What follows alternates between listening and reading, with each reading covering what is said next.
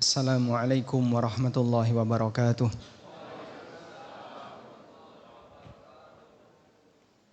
Alhamdulillah wassalatu wassalamu ala Rasulillah wa ala alihi wa sahbihi wa mawalah. Wa ashhadu an la ilaha illallah wahdahu la syarikalah wa ashhadu anna Muhammadan abduhu wa rasuluh sallallahu alaihi wa ala alihi wa sahbihi wa man tabi'al huda ila yaumil qiyamah. Yang kami hormati Bapak Wakil Rektor Pak Rohidin, yang kami hormati Bapak Dekan Fakultas Hukum Universitas Islam Indonesia, Bapak Budi, Pak Budi. Ini belum kenalan sebelumnya, mohon maaf.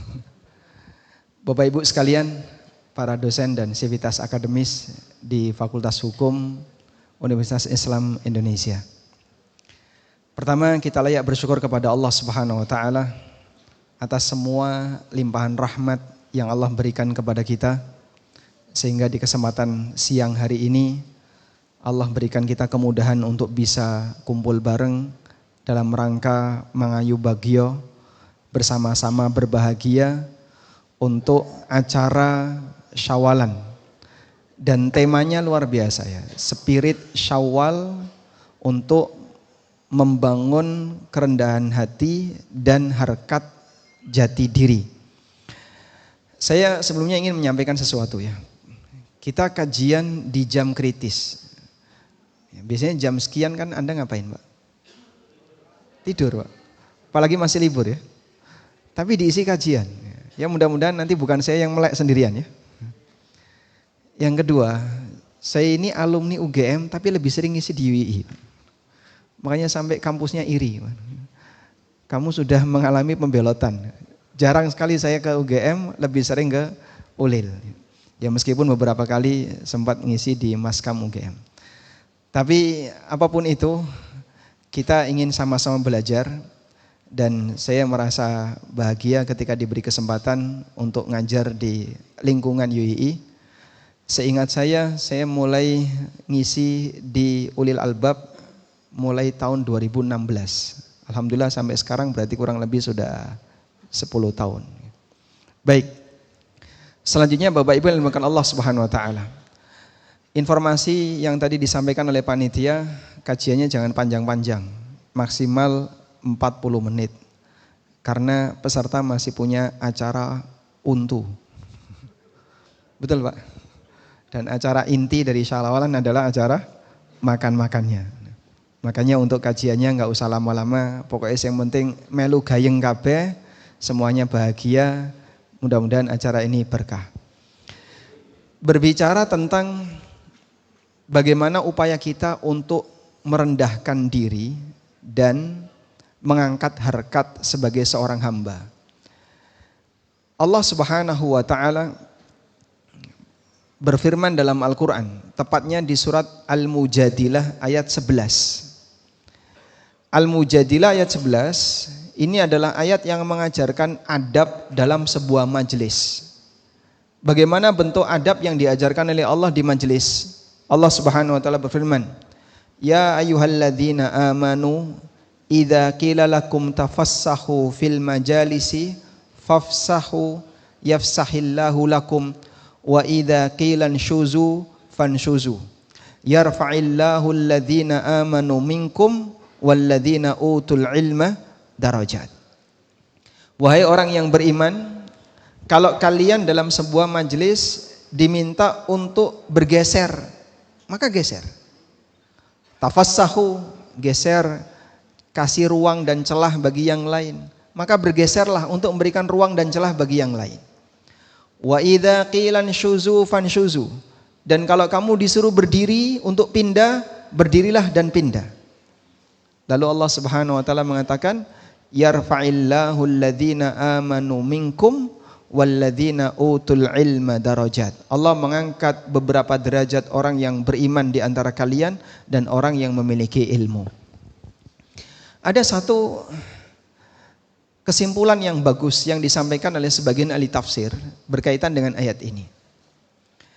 Apa kaitannya ayat ini dengan merendahkan diri dan meninggikan harkat? Umumnya orang itu ketika berada di sebuah majelis, di satu tempat kumpul bareng, saat dia diminta untuk geser, dia diminta untuk berdiri, diminta untuk pindah, diminta untuk berada di posisi yang tidak dia sukai.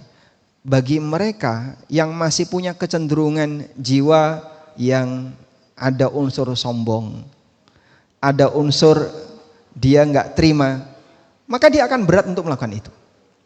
Tapi bagi mereka yang punya karakter tawadhu, saya mau disuruh geser, saya akan geser. Saya disuruh pindah, saya akan pindah. Saya disuruh berdiri, saya akan berdiri.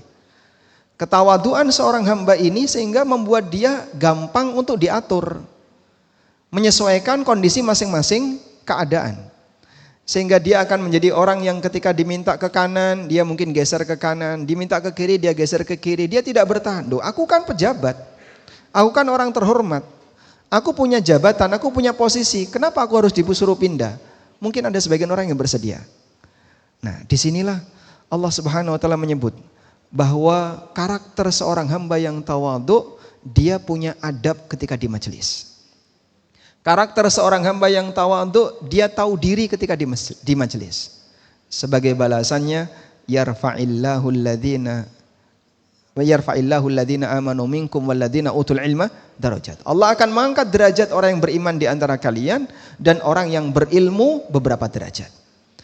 Sehingga salah satu di antara tanda orang yang punya ilmu, dan yang dimaksud di sini adalah ilmu kedewasaan. Dia memiliki wisdom yang lebih dibandingkan yang lain. Orang ini mudah untuk diatur. Karena itu Rasulullah SAW pernah menyebutkan tentang 3 amalan yang akan ditambahkan oleh Allah dengan kebaikan. Yang pertama adalah sedekah. Nabi SAW mengatakan, "Ma naqasat sadaqatun min malin." Sedekah itu tidak mengurangi harta. Wa ma zadallahu 'abdan bi'afwin illa 'izza.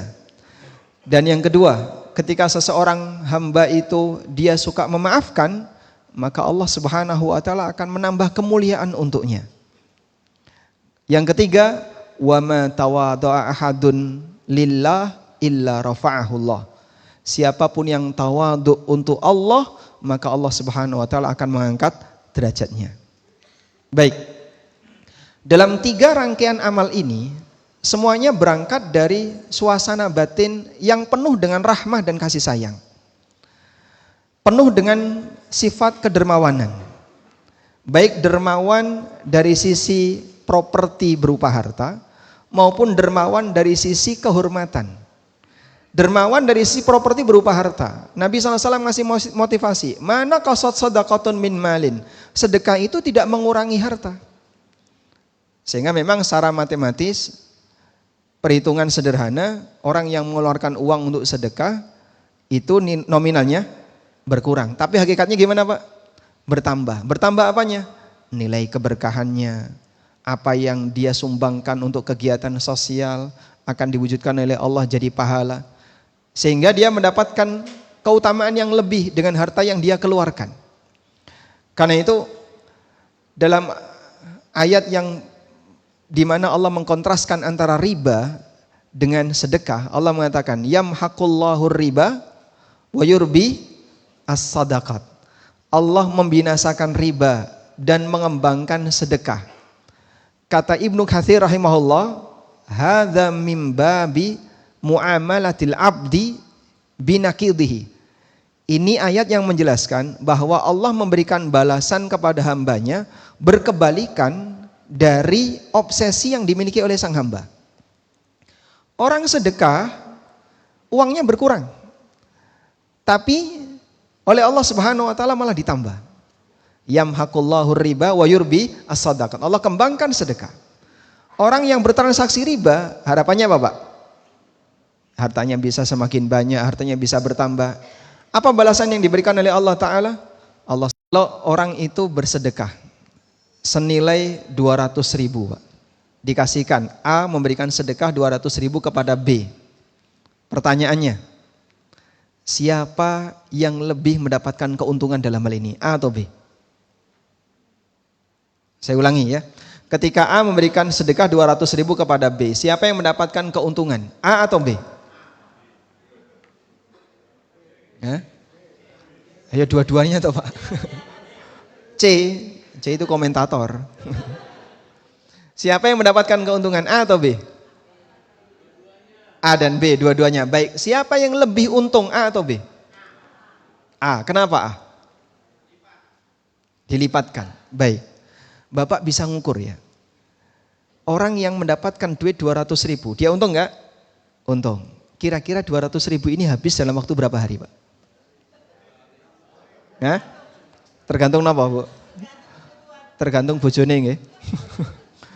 Tergantung kebutuhan. Anggap bisa jadi kalau dia tinggal di Jogja 200.000 bisa habis dalam waktu 2 hari.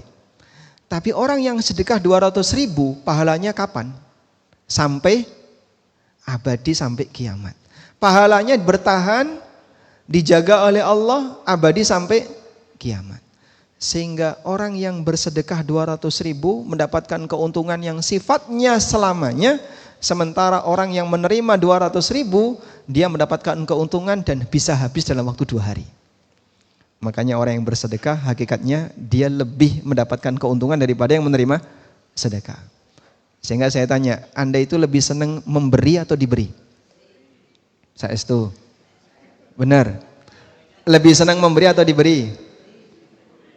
Nggih? Dua-duanya. Sekarang ya. Kalau misalnya, anggaplah misalnya di sebuah masjid, ada kotak infak lewat. Terus Bapak buka dompet. Di situ ada yang warnanya merah, biru, kuning, dan hijau. Yang dimasukkan yang mana? Yang sebelah kanan dulu. Yang paling kecil. Oh sekarang baik kiri. Ini enggak bawa HP. Bawahnya dompet. Kalau yang sebelah sini semua, Masya Allah. Baik. Karena umumnya kita ketika mengeluarkan harta itu pelit. Maka motivasi seperti ini diberikan oleh Nabi SAW. Kalian itu pelit takut apa? Apakah kemudian ketika sedekah kalian akan jadi jatuh miskin? Tidak. Nabi SAW ngasih jaminan. Mana qasat sadaqatun min malin. Sedekah itu tidak mengurangi harta. Karena itu salah satu di antara sifat Nabi Muhammad SAW yang sampai membuat banyak orang tertarik untuk masuk Islam. Beliau pernah ngasih sedekah berupa onta dengan jumlah 100 ekor. Itu kalau dikonversi ke rupiah berapa Pak? Kayaknya kita kesulitan untuk ngitungnya. Intinya banyak sekali. Orang yang menerima hadiah dari Nabi SAW berupa 100 ekor onta, dia langsung pulang ke kampung halamannya. Karena dia kepala suku, kemudian dia kumpulkan seluruh masyarakatnya. Lalu dia mengatakan, ya qaumi aslimu, fa inna Muhammadan qad a'ta'atiyatan lam yakhshal faqah. Wahai seluruh kaumku, masuklah kalian ke dalam Islam. Muhammad ini ngasih hadiah kepadaku yang menunjukkan kalau beliau tidak takut miskin. Masya Allah. Pernah nggak kita kayak gitu Pak? Kayaknya berat ya. Sehingga sedekah beliau itu bagian dari tanda mukjizat Rasulullah SAW. Karena mustahil manusia biasa bisa seperti itu Pak. Karena itu selain Nabi SAW, kalau mereka berinfak, mereka bersedekah, masih perhitungan. Apalagi kita ya, yang ketika berinfak itu Masya Allah pikirannya dawa banget. Engko ini aku nyemplungno iki sing ge sangu ki apa? Padahal di ATM masih banyak. Karena banyak di antara kita yang takut kekurangan saat kita mengeluarkan harta. Maka Nabi SAW ngasih jaminan, mana qasat sadaqatun min mal. Sedekah itu tidak mengurangi harta. Jaminan dari Rasulullah SAW. Yang kedua, wa ma zadallahu 'abdan bi'afwin illa 'izza. Allah Subhanahu wa taala tidak akan menambahkan bagi seorang hamba ketika dia memaafkan orang lain selain Allah tambahkan kemuliaan. Maka memaafkan itu akan semakin menambah harkat dan martabat seorang hamba. Dalam Al-Quran Allah bercerita seorang nabi yang sangat pemaaf. Kira-kira nabi siapa yang sangat pemaaf? Siapa nabi yang sangat pemaaf yang diceritakan oleh Allah dalam Al-Quran? Nabi Yusuf alaihissalam. Nabi Yusuf alaihissalam pada waktu kecil, pada waktu beliau belum memiliki jabatan, berkali-kali beliau mengalami fase kehidupan yang semuanya pahit, Pak. Pertama, dimasukkan ke dalam sumur, bajunya dibawa pulang.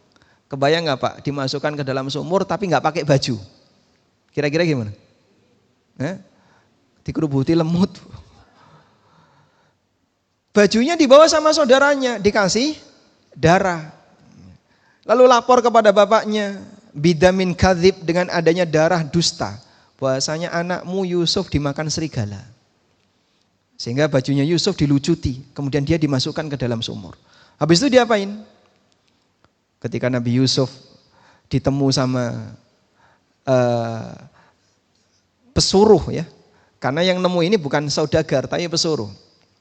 Waja'at sayyaratun fa'arsalu waridahum fa'adla dalwa qala ya bushra hadha gulam wa asarruhu bida'ah. Kemudian datang rombongan kafilah dagang, fa'arsalu waridahum, mereka mengutus waridahum. Warid, makna warid di sini kalau bahasa kita, bis itu kan ada kernet Pak ya. Apa tugas kernet Pak? Cari penumpang, benerin bagian yang kira-kira belum tertata, nata bagasi, itulah tugas kernet. Warid itu kernet rombongan. Fa'arsalu waridahum, mereka mengutus waridnya untuk mencari air. Fa'adla dalwa, ketika dia masukkan timba, begitu diangkat, qalaha ya bushra hadza gulanin bakhsin darahima ma'dudatin wa kanu fihi minaz zahidin. Mereka menjual Yusuf bithamanin bakhsin, dengan harga yang murah. Darahim, bayarnya itu pakai uang dirham.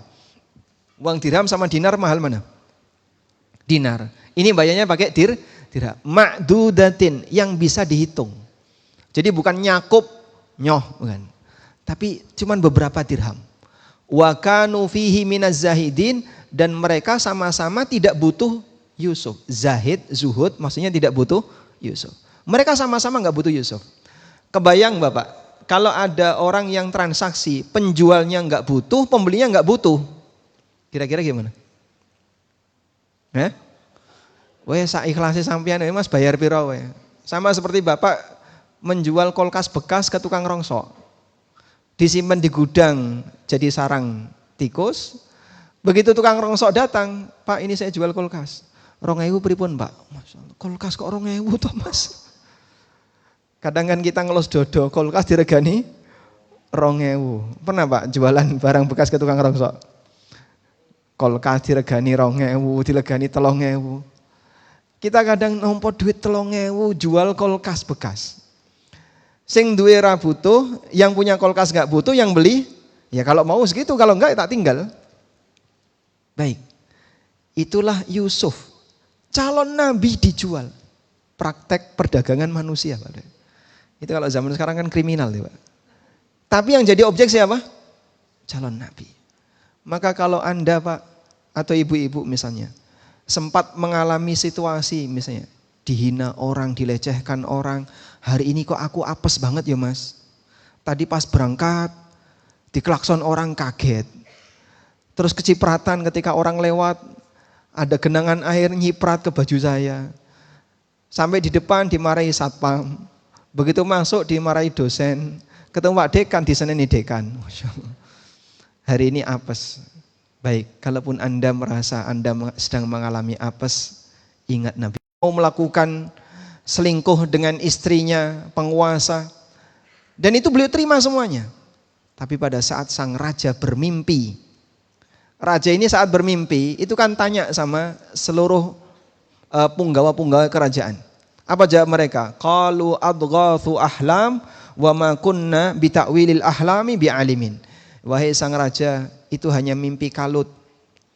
Kami enggak ngerti makna mimpi seperti itu. Udahlah enggak usah dipikirkan. Kebayang Pak, andaikan mimpi raja itu dibiarkan, enggak digubris, Mesir kelaparan. Mesir kelaparan. Yusuf tahu apa takwil mimpi itu. Sehingga pada saat beliau ditanya tentang takwil mimpi itu dan posisi beliau masih di dalam penjara, beliau tahu takwilnya. Kira-kira kalau misalnya Yusuf punya rasa balas dendam, mereka memperlakukan saya kayak gini, ngapain saya kasih tahu? Tapi Masya Allah, kepedulian kemanusiaan yang dimiliki oleh Yusuf, karena beliau peduli, beliau share, maka beliau menyampaikan penjelasan. Ini adalah tanda nanti akan ada 7 musim di mana kalian akan mengalami keberhasilan dalam panen. Setelah itu muncul 7 musim isinya paceklik. Baru setelah itu kalian akan memeras anggur. Muncul musim panen berikutnya setelah 7 tahun. Kalau Yusuf diam, daripada saya memberitahu nanti mereka bisa selamat dari kelaparan ini, tak biarin aja. Mereka memperlakukan aku kayak gini. Udahlah biar mati semua orang Mesir. Mungkin gak bisa, Pak? Mungkin. Tapi subhanallah, hati yang luar biasa, seluas samudra, sehingga walaupun beliau diberlakukan dengan cara yang sangat tidak sopan, tapi beliau masih peduli dengan kemanusiaan. Diberitahu sang raja, kamu lakukan seperti itu, selamatlah Mesir dari musim paceklik. Pengaruh musim paceklik itu tidak hanya Mesir, bahkan sampai Syam. Syam ada di mana? Suriah, Palestina itu daerah Syam. Ada berapa negara di Syam, Pak? Lebanon, Suriah, kemudian Yordan, Israel. Oh, enggak masuk. Sama? Palestina, 4 negara. Dulu seluruh wilayah itu namanya Syam. Dah? Sampai Syam juga kena pengaruh. Sehingga saudara-saudaranya Yusuf datang ke Mesir untuk mencari makanan. Hingga kemudian saudaranya Yusuf tahu kalau ternyata yang selama ini melayani adalah saudaranya sendiri, yaitu Nabi Yusuf. Apa yang dilakukan Nabi Yusuf alaihissalam? Beliau sama sekali tidak mengungkit kesalahan mereka. Tapi apa yang dikatakan oleh Yusuf? Mim ba'di an nazaga syaitanu baini wa baina ikhwati. Dulu kita pernah berantem gara-gara disesatkan oleh setan. Dulu kita pernah tegang gara-gara disesatkan oleh setan. Paham maksudnya? Yusuf alaihissalam tidak mengingat kesalahan mereka. Udahlah lupakan saja. Memang dulu kalian sempat tegang dengan aku, tapi itu karena godaan setan. Jadi yang disalahkan siapa, Pak? Itu cara yang paling efektif kalau Bapak ingin melupakan ketegangan dengan orang lain. Karena biasanya orang kalau sudah tegang dengan orang lain, begitu ketemu gimana? Rasanya wis ra enak ya Mas. Jangankan ketemu orangnya. Bapak sampai di parkiran, kalau ada orang yang kita nggak suka, lihat motornya, oh ki wong ono ning kene gitu. Wis lara hati. Masuk masjid kalau ada orang yang kita benci, jangankan lihat orangnya, lihat sandalnya saja sudah sakit. Oh, ini kok sandalnya ada di sini? Itu sudah sakit tadi. Leres Bu, ngoten niku. Jenengan nggih ngoten niku. Oh, teng mriki mboten enten, karena sandalnya dipakai ya. Baik, ibu-ibu kalau lagi berantem sama suami, ketemu suami rasanya gimana? Gemes. Arab diapaan apa? Kalau orang lagi berantem suami istri, kira-kira kalau ketemu rasanya gimana? Gak nyaman. Akhirnya kan masing-masing pilih kamar yang berbeda. Sehingga yang istrinya pilih kamar yang sebelah kanan, suaminya entah pilih neng sofa, neng ngarep, mbok neng baduk, dan seterusnya. Karena orang kalau lagi dalam kondisi tegang, dia gak mau untuk ketemu. Tapi Nabi Yusuf alaihissalam, meskipun beliau pernah berkali-kali dizolimi oleh saudara-saudaranya, bahkan sampai ada upaya pembunuhan yang mau diarahkan kepada Yusuf. Di antara mereka kan mengusulkan, uqtulu Yusuf awitrahuhu ardan yakhlu lakum wajhu abikum wa takunu min ba'dihi qauman salihin. Bunuh saja itu Yusuf atau buang dia di padang pasir. Jadi upaya pembunuhan terhadap Yusuf sudah mereka rencanakan, tapi enggak jadi. Tapi Yusuf alaihissalam beliau mengatakan, mim ba'di an nazagha syaitan baini wa baina ikhwati. Dulu sempat kita digelincirkan oleh setan antara aku dengan saudara-saudaraku. Yang disalahkan setan. Nah, ketegangan seperti ini kalau misalnya sempat terjadi di antara kita, kemudian Anda ingin memaafkan kesalahan itu, gak usah diungkit. Ngungkit kesalahan bisa menimbulkan sakit hati yang baru. Karena kadang ada sebagian orang yang dia bisa memaafkan, tapi baru merasa puas ketika menyebutkan kesalahan. Ya sekarang saya maafkan, tapi gini ya, dulu aku itu sakit banget sama kamu. Sakit hati sekali, kamu kan ini, bar diseneni, ya sudah sekarang saya maafkan. Bar nyeneni baru ngomong memaafkan. Karena orang pingin punya kepuasan ketika dia menyebutkan kesalahan orang lain. Tapi itu tidak dilakukan oleh seorang pemaaf. Karena itulah Bapak Ibu yang dimuliakan Allah, ada 3 tingkatan sikap memaafkan ya. Yang pertama adalah al-afu. Al-afu ini memaafkan tingkatan yang paling bawah. Al-afu itu saya tidak akan membalas, itu al-afu. Saya tidak akan menghukum kamu, tidak akan membalas kamu, saya tidak minta ganti rugi, itu namanya al-afu. Yang kedua at-tasaffuh. Tasaffuh, as-safhu itu lebih tinggi daripada al-afu. As-safhu di samping dia memaafkan, tidak membalas dan dia tidak mengungkit. Sehingga ini lebih tinggi daripada al-afu. Kalau al-afu mungkin dia ngungkit. Kemarin kamu bilang seperti itu rasanya sakit hati sekali. Kemarin kamu melakukan seperti itu rasanya sakit hati banget. Dia ngomong dulu ya. Setelah ngungkit-ngungkit kesalahan baru, tapi sekarang saya maafkan kamu. Itu baru tingkatan al-afu. Kalau as-safhu, ya sudahlah lupakan saja yang kemarin. Tapi ada kemungkinan orang ini akan ngungkit lagi kalau kesalahan itu diulang. Bapak kemarin sudah melakukan seperti ini, aku udah maafin, sekarang melakukan lagi.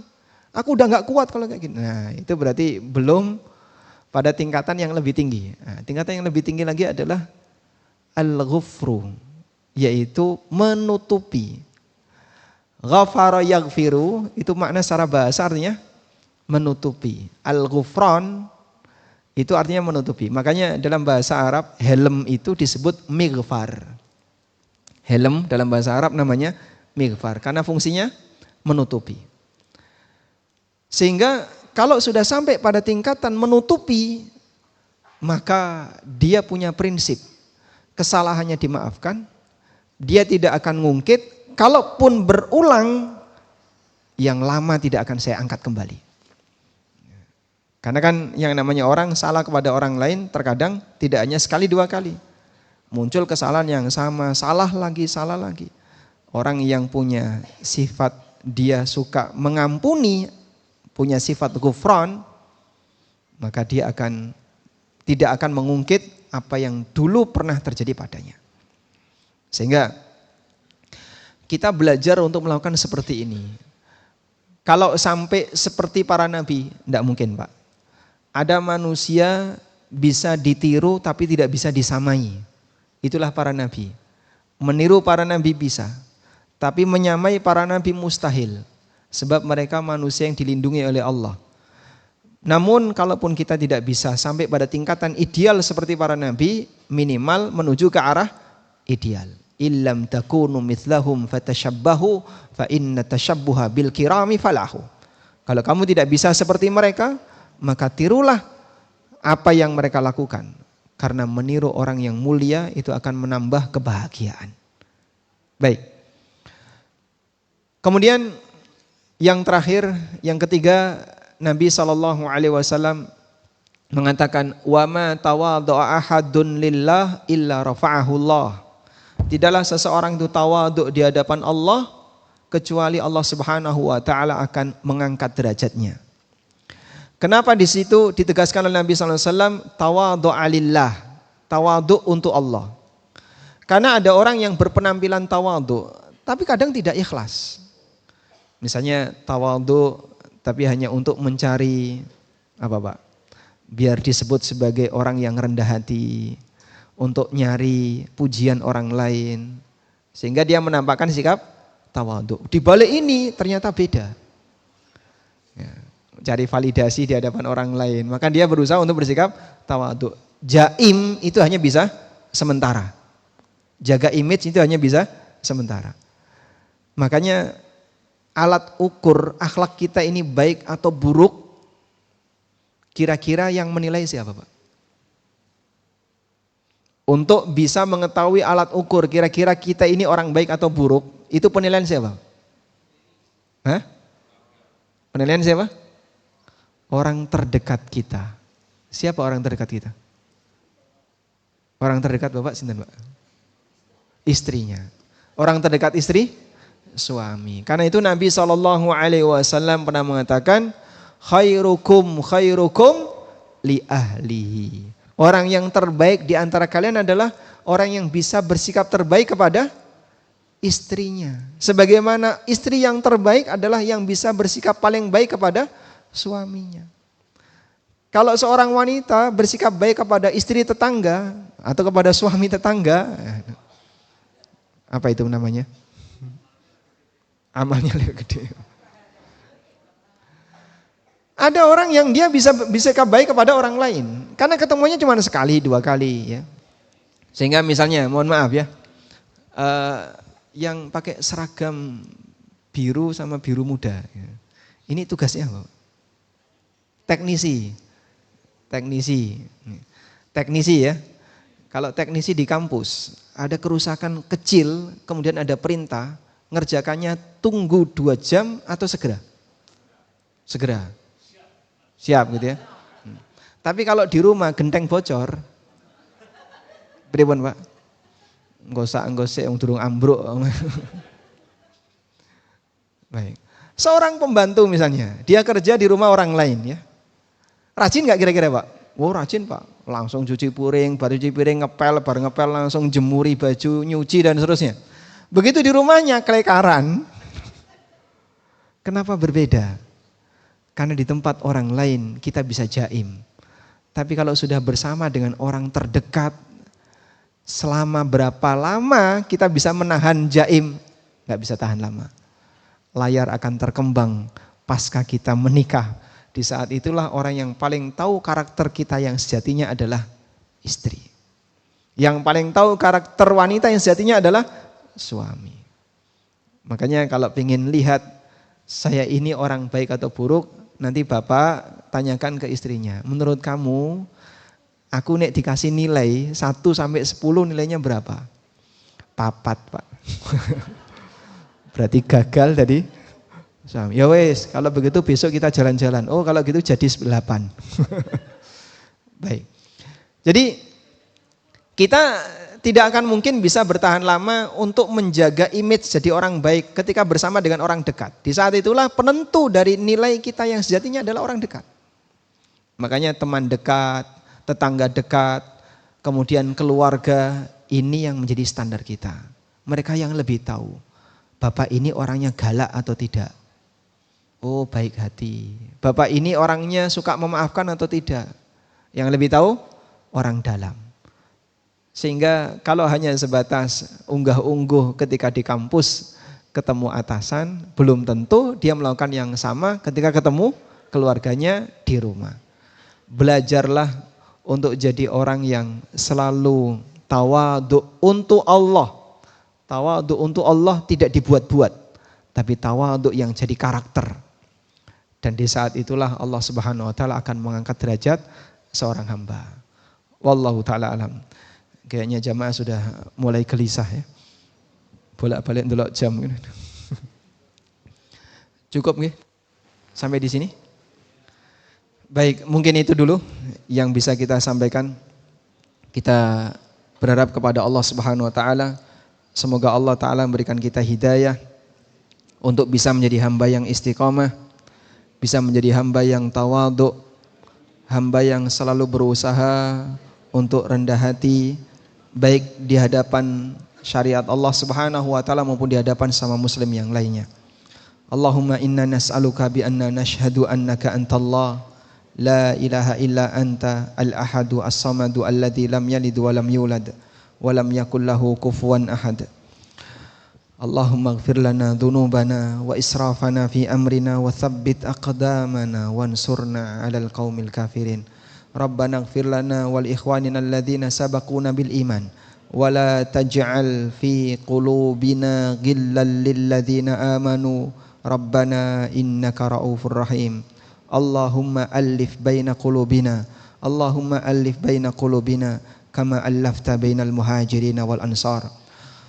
Allahumma inna nas'alukal huda wat tuqa wal afafa wal ghina. Allahumma inna nas'aluka fi'lal khairat wa tarkal munkarat wa hubbal masakin wa idza aradta bi'ibadika fitnah faqbidna ilaika ghaira maftunin. Rabbana atina fid dunya hasanah wa fil akhirati hasanah wa qina adzabannar. Wa sallallahu ala nabiyyina Muhammadin wa ala alihi wa sahbihi wa sallam. Wa akhiru da'wana anil hamdulillahi rabbil alamin. Wa sallallahu ala nabiyyina Muhammadin wa ala alihi wa sahbihi wa sallam. Wa akhiru da'wana alhamdulillahi rabbil alamin. Wassalamu alaikum warahmatullahi wabarakatuh.